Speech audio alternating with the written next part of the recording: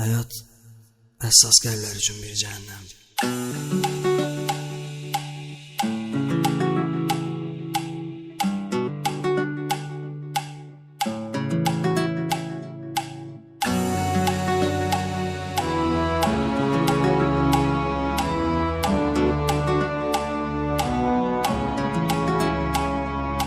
Genç yaşımda neler gördüm ben neler, bitmedi ümidim, dedim düzeler.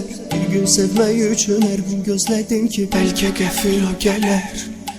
Her şeye dözüp ısrarla istedim, biraz sevirsen de güler dedim. Sense beni güçlü rəqibsən nedir, arzumu ettin eder.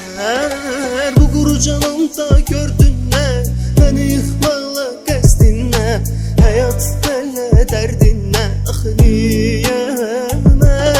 İnsan dolu dünyada, yaşadım sanki səhrada, tek kaldım Ermenada, axı niyəmə? Bu quru canımda gördün ne, beni yıkmaqla qəsdin ne, hayat benle derdin ne, axı niyəmən? İnsan dolu dünyada, yaşadım sanki səhrada, tek kaldım Ermenada, axı niyəmən?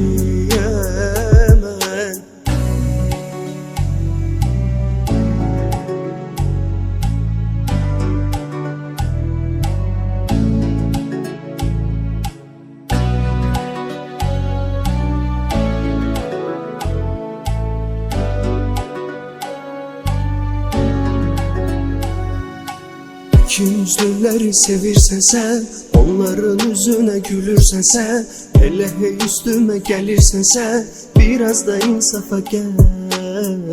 Yeter artık bu eziyet.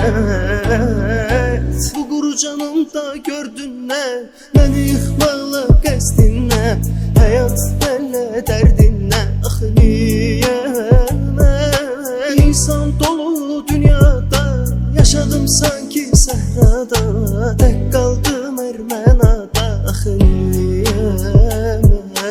Bu quru canımda gördün ne, beni yıkmaqla qəsdin ne, hayat benle derdin ne, axı niyəmə? İnsan dolu dünyada, yaşadım sanki səhrada.